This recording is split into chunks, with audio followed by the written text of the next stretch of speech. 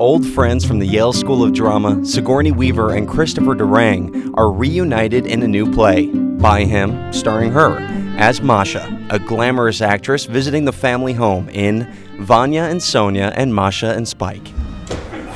Dearest Vanya, sweetest Sonia, how wonderful to see you, how I've missed you. And this beautiful house. Sigourney is she's playing a grand actress. Her role is a movie star, but because there's sort of Chekovian themes thrown into the play, she's regretful that she's not a classical actress. That movie, Sexy Killer, changed my life. It took me from being a respected actress to being a global celebrity. And there is a difference. Fame, thou glittering bauble. Kristine Nielsen, last seen in a Christopher Durang play at the McCarter in Miss Witherspoon, a comedy about reincarnation, plays the stay-at-home sister, Sonia. I'm sorry. I shouldn't have thrown the cup. Well, that's all right. It's just I had bad dreams last night. Oh? I dreamt I was 52 and I wasn't married. Were you dreaming in the documentary format? That's not funny. Really? I thought it was. You are 52, you're not married. David Hyde Pierce plays the brother, Vanya, who lives with Sonia. I'm in a interesting position in this play because, in a sense, I'm a little bit playing Chris, because my character is actually a writer. He's sort of an observer of what's going on around him. I think Chris has said to me that Vanya manifests some of the traits that Chris had when in his family. It was sort of the way he related with his relatives is not dissimilar from the way Vanya relates with his siblings. And yet, as with any creative work, it's not really him. So part of the fun and the challenge is to hear his voice in both senses, hear his actual Chris's voice as a human being, but also hear Chris's voice as a writer. Like Vanya, Christopher Durang lives in an old stone farmhouse with his partner, John Augustine, and their rescue dog, Alfie.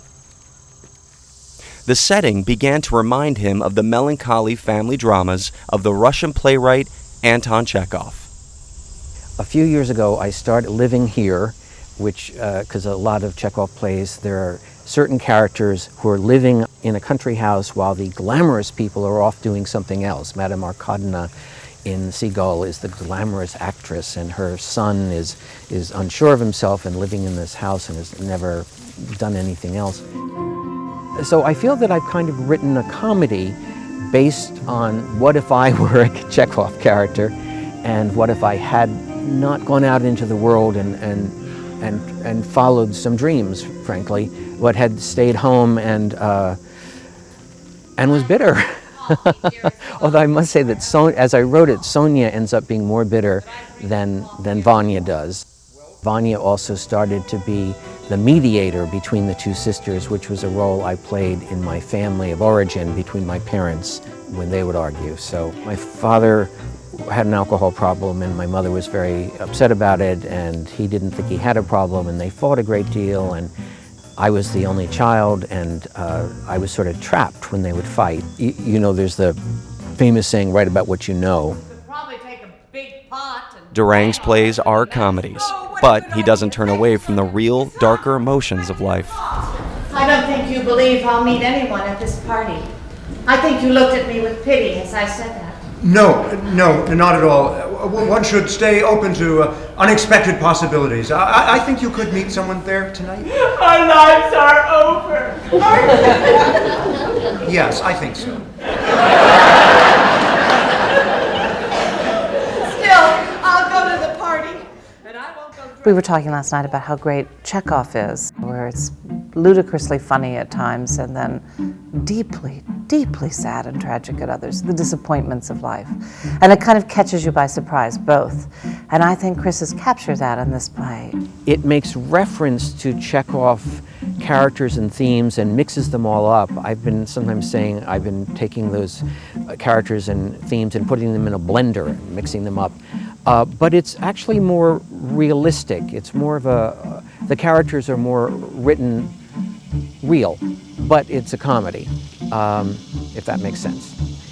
And then about the character of Spike, who clearly isn't from a Chekov play, when I was thinking of the character that Sigourney plays, which is the famous actress, I frankly was thinking of Ashton Kutcher and Demi Moore.